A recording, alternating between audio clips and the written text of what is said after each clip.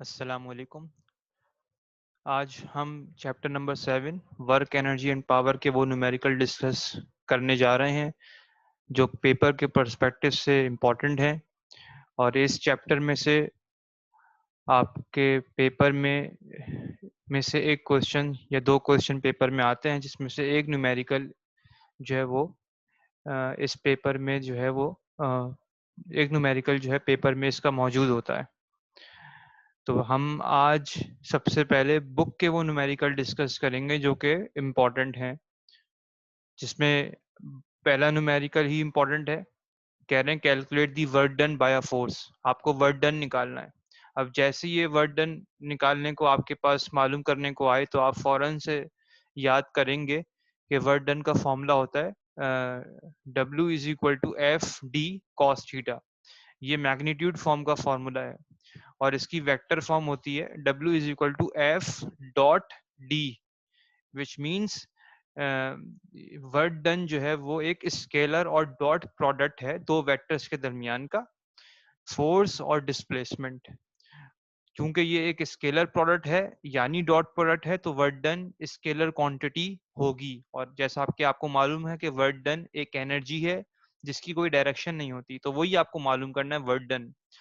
एक बॉडी के लिए वर्क डन मालूम करना है, फोर्स लग रही है और फोर्स आपको वेक्टर फॉर्म में दे रहा है जिससे वो बॉडी मूव करती है from position B to position A. B से ए की तरफ मूव कर रही, बी से ए की तरफ जो वो मूव कर रही है, तो आपको पोजीशन वेक्टर्स बता रहे हैं आर ए और आर बी के नाम से। इसका मतलब ये है कि ये एक पोजीशन वेक्टर है आर ए जो कि हमेशा एक फिक्स पॉइंट से स्टार्ट हो रहा होगा, जिसको आप ओरिजिन कह सकते हैं, और वो इस ए पॉइंट की लोकेशन को बताएगा।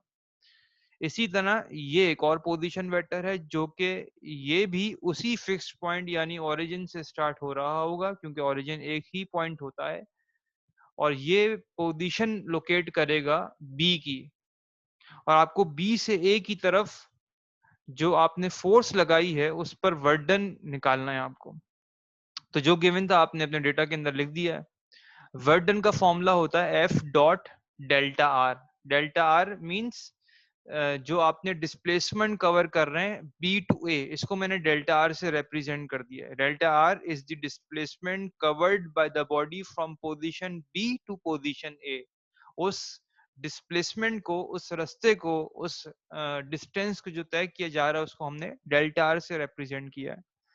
डेल्टा आर नहीं है आपके पास, एफ है आपके पास।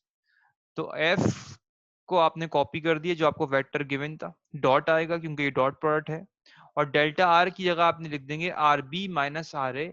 ये जो मैंने आपको जो डेटा समझाया इसकी आप डायग्राम बनाएंगे उसके मुताबिक डेल्टा आर, जैसे चैप्टर नंबर 2 स्केलर वेक्टर में भी कर चुके हैं आप, उसका फॉर्मूला ये बनेगा R B minus R A. ये आप कर सकते हैं खुद भी। इसको मैंने अभी ऐसे ही लिख दिया, आर बी डॉट प्रोडक्ट लगाया, R B minus R A मैंने लिख दिया, और माइनस को इस आर ए के साथ जो कि ये पूरा गिवन है माइनस के साथ चेंज करके लिख दिया है मैंने। क्लियर है? ये सॉल्व करेंगे आप, सिंप्लीफाई करेंगे तो ये वेक्टर फॉर्म बन जाएगी, और इसको आपने कॉपी कर दिया फोर्स के वेक्टर को। अब आपको इन दोनों का डॉट प्रोडक्ट लेना है, और कैसे लेते हैं, सिमिलर यूनिट वेक्टर के साथ मल्टीप्लाई करेंगे आप, यानी 3 इस 5 से मल्टीप्लाई होगा, 4 इस 2 से मल्टीप्लाई होगा, और 5 इस 3 से मल्टीप्लाई होगा। बाकी को आप मल्टीप्लाई नहीं करेंगे क्योंकि आपको पता है आई को आई से मल्टीप्लाई करने में ही आंसर आता है, जे को जे के साथ मल्टीप्लाई करने में आंसर आता है, और के को के के साथ मल्टीप्लाई करने में आंसर आता है when you are considering dot product. तो ये आपके पास सिचुएशन बनेगी और आखिर में आपके पास आंसर आएगा -8। तो वर्क डन आपके पास आ गया -8। यहाँ पे आप यूनिट की बजाय जूल भी लिख सकते हैं क्योंकि वर्क डन का यूनिट आपको मालूम है जूल, तो आप यहाँ जूल ही लिखिएगा। Now we move on the second numerical of the book, which is problem 7.4, most important numerical आपके पेपर के पर्सपेक्टिव के तौर पे। कह रहे हैं when an object is thrown upward, एक ऑब्जेक्ट को ऊपर की तरफ फेंक रहे हैं, it rises to a height h। कह रहे हैं तो वो एक हाइट पर जा सकता है, चला जाता है, कौन कितनी हाइट पर, h की हाइट पर। कह रहे हैं how high is the object, कह रहे हैं ऑब्जेक्ट कितना ऊपर तक जाए। आपको दोबारा हाइट के बारे में पूछना है।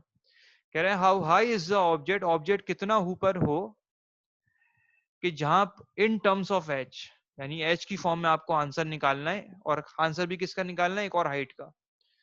कह रहे हैं जहां पर पहुंचने पर, यानी वो ऑब्जेक्ट कितनी हाइट पर मौजूद हो जिस पर उसकी 1/3 काइनेटिक एनर्जी लॉस्ट हो जाए। आपको पता है कोई भी ऑब्जेक्ट नीचे से ऊपर जाए तो आपको पता है अगेंस्ट द ग्रेविटी होने की वजह से काइनेटिक एनर्जी कम होती है और ग्रेविटेशनल पोटेंशियल एनर्जी बढ़ती है। तो ये ऑब्जेक्ट नीचे से ऊपर की तरफ जा रहा है तो जरूर काइनेटिक एनर्जी लॉस ही हो रही होगी। तो वो आपसे कह रहे हैं कितनी हाइट पर वो ऑब्जेक्ट हो जिस पर वो 1/3 काइनेटिक एनर्जी लॉस कर दे। ये जो हाइट एच है ये मैक्सिमम हाइट है जिस पर उसकी काइनेटिक एनर्जी कंप्लीटली जीरो हो जाएगी। क्लियर है? तो सबसे पहले आपने कहा कि object rises to a height H. वैसे तो ऑब्जेक्ट की के अंदर ये सलाहियत है कि वो हाइट एच तक जा सकता है, लेकिन हमें जो काम है वो कह रहे हैं कंसीडर एन ऑब्जेक्ट, वो हाइट जिस पर ऑब्जेक्ट 1/3 काइनेटिक एनर्जी लॉस कर दे। हमने बोला यार वो वाली हाइट एच डैश है, एच प्राइम है। तो आपको पता है law of conservation of energy हमेशा होल्ड करता है, क्योंकि काइनेटिक एनर्जी कम हो रही है 1/3, तो 1/3 क्या चीज बढ़ जाएगी, पोटेंशियल एनर्जी। तो यहाँ हमने ये लिख दिया 1/3 of kinetic energy loss, it means उतनी ही कौन सी एनर्जी बढ़ी होगी, पोटेंशियल एनर्जी बढ़ गई होगी। तो ये आपने लिख दिया 1/3 of kinetic energy is equal to potential energy. 1/3 kinetic energy half M V square होती है, potential energy M G H dash. ये एच डैश क्यों आ रहा है, क्योंकि आप उस पॉइंट तक की हाइट की बात कर रहे हैं जिस पर 1/3 काइनेटिक एनर्जी लॉस हुई है। वो पॉइंट तक की हाइट एच प्राइम है, यानी एच डैश है।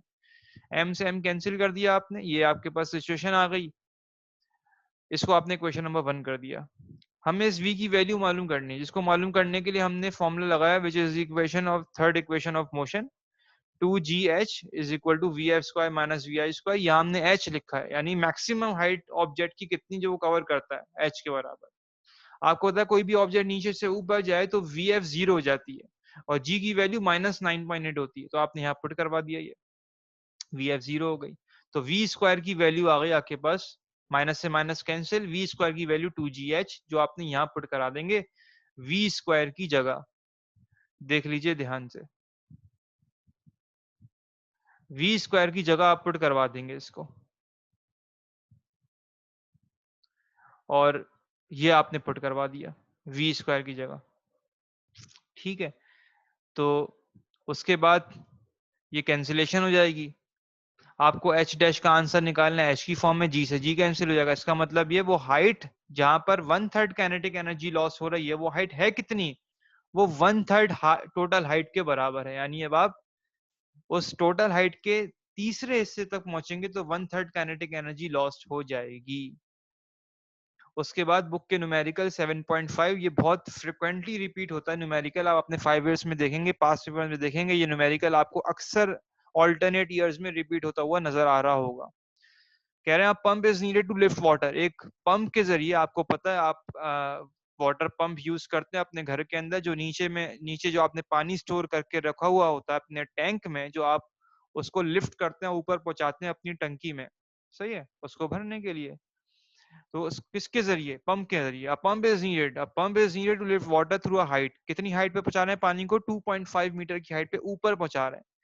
कहते हैं कितने रेट पर, इतने 500 ग्राम पानी को पहुंचा रहे हैं 1 मिनट में ऊपर। कह रहे हैं what must the minimum horse power of the pump be. कह रहे हैं उस पंप की हॉर्स पावर कितनी होगी, पावर निकालना है आपको, लेकिन पावर निकालने आपको in terms of unit horse power. सही है, ये पढ़ चुके हैं आप इस चैप्टर में। तो देखें जो चीज गिवन थी वो लिख ली, हाइट 2.5 मीटर पे लेके जा रहे हैं आप पानी को ऊपर की तरफ, और ये आप कितना पानी ऊपर जा रहा है, इतना ग्राम। तो ये ग्राम क्या है, मास है। कितने टाइम में, 1 मिनट में।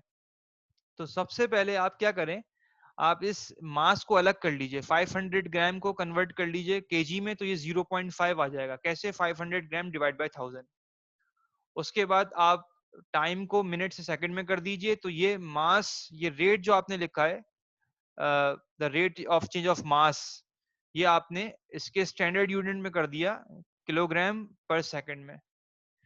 अब देखें पावर का आसान सा फॉर्मूला है work done upon time. Work कौन कर रहा है? पंप कर रहा है। और पंप कैसा वर्क कर रहा है? पानी को नीचे से ऊपर पहुंचा रहा है। कोई भी चीज नीचे से ऊपर जाए तो इसका मतलब फील्ड से अगेंस्ट काम कर रहे हैं। तो यहाँ जो एनर्जी स्टोर हो जाएगी वो कौन सी होगी? पोटेंशियल एनर्जी, यानी mgh लिख दिया हमने। m अपॉन t को हमने ब्रैकेट में लिख दिया क्योंकि ये पूरी चीज हमें मालूम है यहाँ पर। तो इसका ये जो चीज इसकी वैल्यू जो थी पुट करा दी हमने। g की वैल्यू 9.8, h की वैल्यू आपको दी 2.5। ये 2.5 है, 2.3 नहीं है। तो आपके पास ये आंसर आ जाएगा पावर का वॉट में। आपको पावर का आंसर वॉट में नहीं निकालना, हॉर्स पावर में निकालना है। तो 1 हॉर्स पावर बराबर होती है 746 वॉट के। तो आपको छोटे से बड़े यूनिट में जाना है। तो छोटे से बड़े यूनिट में जाने का मतलब ये है, आपको वॉट से हॉर्स पावर में जाना है। इसका मतलब आप डिवाइड करवाएंगे अपने आंसर को इस नंबर 746 से।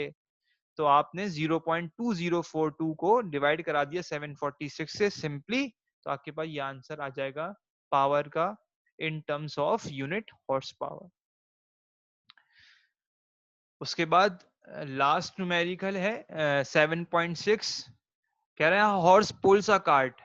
एक घोड़ा है जो कि एक टांगे को खींच रहा है हॉरिजॉन्टली। कितनी फोर्स से? 40 पाउंड से। फोर्स का यूनिट दिया है पाउंड।